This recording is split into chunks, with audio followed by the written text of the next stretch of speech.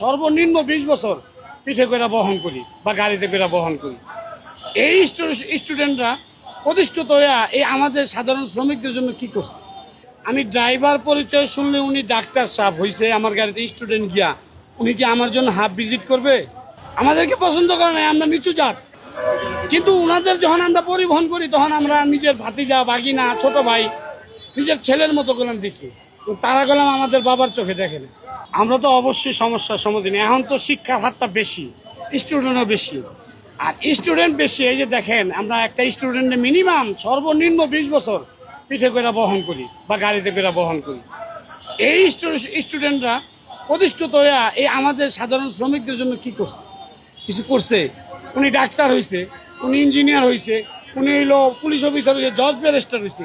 আমি ড্রাইভার পরিচয় শুনলে উনি ডাক্তার সাহেব হয়েছে, আমার গাড়িতে স্টুডেন্ট গিয়া উনি কি আমার জন্য হাফ ভিজিট করবে? উনি একই ভিজিট নিবে। উনি 10 জনের থেকে যে ভিজিট নিছে আমার থেকেও ভিজিট নিছে, একই ভিজিট। কিন্তু আমার কাছে তো 20 বছর উনি সুবিধা নিছে, আমার জন্য কিছু করছে? এই শ্রমিকদের জন্য কিছু করছে? উনি বরঞ্চ প্রতিষ্ঠিত হইয়া আমাদের নিন্দাইছে। আমাদেরকে পছন্দ করে না, আমরা নিচু জাত হয়ে গেছি তার কাছে।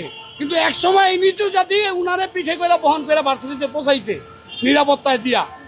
কিন্তু তারা প্রতিষ্ঠিত হয়ে আমাদের জন্য কিছু করে নাই, আর আমাদের জন্য কেউ করবেও না কিছু কোনোদিন।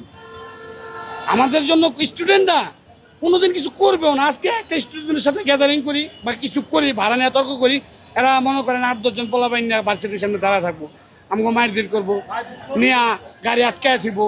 ওই যারা মালিক আছে বা মালিক করে ফোন দিব, জরিমানা দিয়ে গাড়ি আনতে দিব।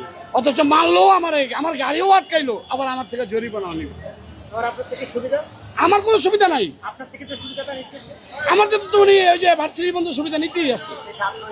এই 20 বছর তো সুবিধা আমাদের নিয়েই নিছে উনি অলরেডি, এটা তো আর কেউ মিস করতে পারবো না।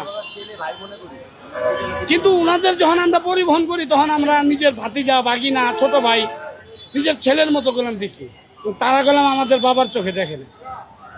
তারা যখন একটু সামান্য ব্যাঘাত ঘটে তখন আমাদের যে এটা আমার বাবা হইতে পারে, আমার বড় ভাই হইতে পারে, আমার চাচা হইতে পারে, ওইটা ভাবে না, আমাদের উপরে নির্যাতন করে, অনেক কঠোর নির্যাতন করে।